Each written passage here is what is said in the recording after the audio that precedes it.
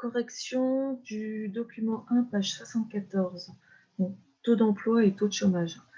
Donc la question 1, on vous demande qui fait partie de la population inactive? Donc la population inactive correspond à la population de moins de 15 ans et de plus de 64 ans, ainsi que de la population en âge de travailler, donc c'est-à-dire de 15 à 64 ans, mais qui sont considérés comme inactifs. Donc une personne est considérée comme inactive si elle ne travaille pas. Alors quand on parle de travail, il s'agit bien d'un emploi rémunéré et déclaré. Tout ce qui est travail souterrain, dans l'économie souterraine, qui n'est pas déclaré, ne correspond pas à un emploi.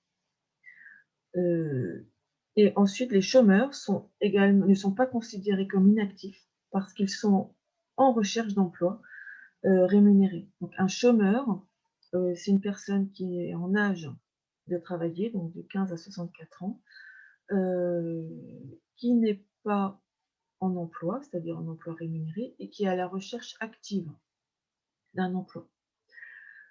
Donc dans les inactifs, la population inactive, on considère donc la population de moins de 15 ans et de plus de 64 ans et les inactifs qui correspondent à cette tranche d'âge. Donc un chômeur est-il actif ou inactif? Je viens d'y répondre. Ensuite, question 3. Parmi ces personnes, quelles sont celles qui font partie de la population inactive et de la population active? Donc Samia, 30 ans, est mère au foyer. Donc Samia a 30 ans, et donc dans cette population en âge de travailler. Comme elle est mère au foyer, elle n'occupe pas un emploi rémunéré et déclaré, et elle n'est pas en recherche d'emploi. Donc étant donné qu'elle est mère au foyer, elle est considérée faisant partie de la population inactive. Ensuite, Samuel, 42 ans, est au chômage depuis 3 mois. Donc Samuel a 42 ans, fait partie de cette population. Il est au chômage, donc ça sous-entend qu'il est en recherche d'emploi. Alors attention, une personne qui est au chômage n'est pas forcément rémunérée par Pôle emploi. Un chômeur peut très bien être considéré comme chômeur, mais ne pas percevoir de rémunération ou d'indemnité par Pôle emploi. S'il n'a pas suffisamment cotisé ou s'il n'était pas salarié précédemment, il ne sera pas rémunéré. Donc un chômeur n'est pas systématiquement rémunéré par Pôle emploi. Très important. Mais un chômeur est toujours en recherche d'emploi. Ensuite, Gilles, donc Samuel fait partie de la population active. Gilles, 50 ans, est invalide après un grave accident de la route.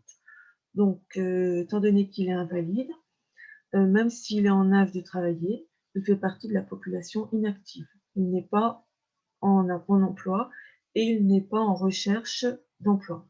Donc, il est considéré comme inactif. Donc, Gilles, 50 ans, invalide, est considéré comme inactif. Mario, 5 ans, va à l'école maternelle. Donc, lui, il fait partie de la population de moins de 15 ans. Donc, il fait partie de la population inactive.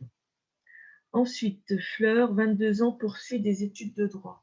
Donc Fleur fait partie de cette population-là, population en âge de travailler, mais elle est étudiante, elle n'est pas en recherche d'emploi, elle ne travaille pas, parce que c'est pas précisé, hein, a priori elle est juste étudiante.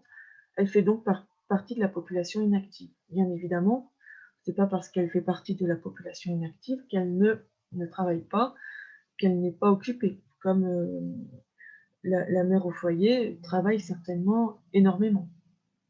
Mais on dit qu'elle fait partie de la population inactive euh, par rapport à l'emploi. Ça peut parfois être un peu choquant, mais c'est ainsi.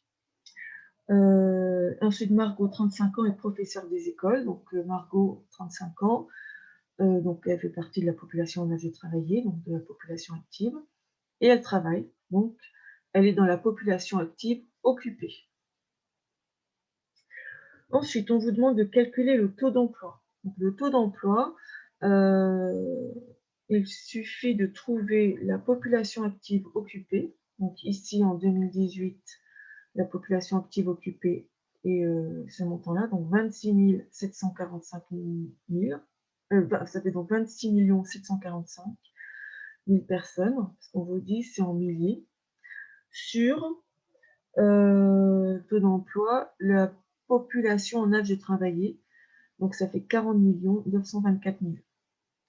Alors vous, vous êtes dans la population en âge de travailler parce que vous avez 17 ans. Vous allez aussi vous poser la question pourquoi les adolescents entre 15 et 15 et 16 ans font partie de la population active alors que dans la législation française, les adolescents n'ont pas le droit de travailler comment dire, avant 16 ans. En fait, l'INSEE fonctionne ainsi, c'est une convention. Mais effectivement, c'est pas du tout en lien avec la loi. Les quelques adolescents qui peuvent travailler avant 16 ans, ce sont les apprentis. Donc là, il s'agit d'une convention statistique, si vous voulez. Donc le montant que j'ai trouvé correspond donc à 65 Donc 65 de la population en âge de travailler occupe un emploi rémunéré et déclaré. Donc 65 de la population active, c'est-à-dire la population en âge de travailler, occupe un emploi rémunéré et déclaré. Attention, là je suis en train de corriger vos devoirs votre C3.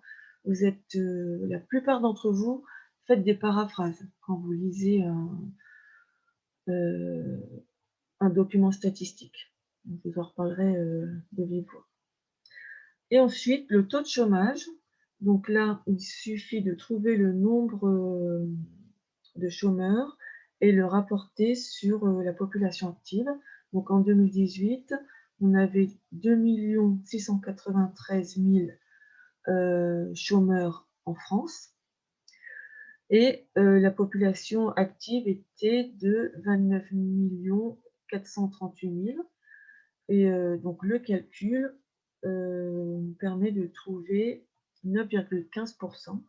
Donc en 2018, 9,15% de la population active, c'est-à-dire la population en âge de travailler,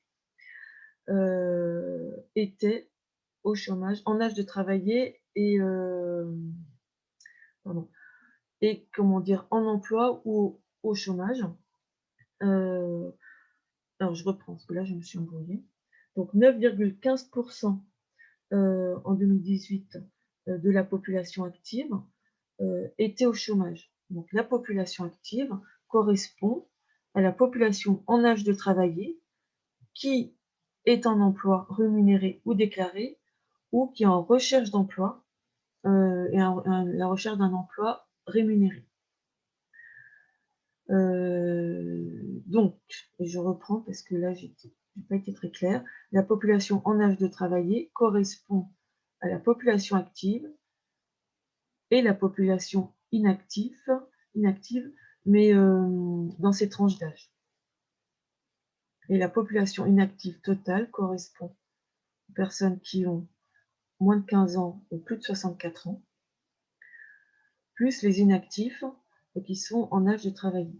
Alors c'est pareil, ici la population de plus de 64 ans, vous pouvez avoir certaines personnes qui travaillent à 65 ans, 66 ans, mais ils sont quand même considérés au niveau de l'INSEE, au niveau des statistiques, dans la population inactive.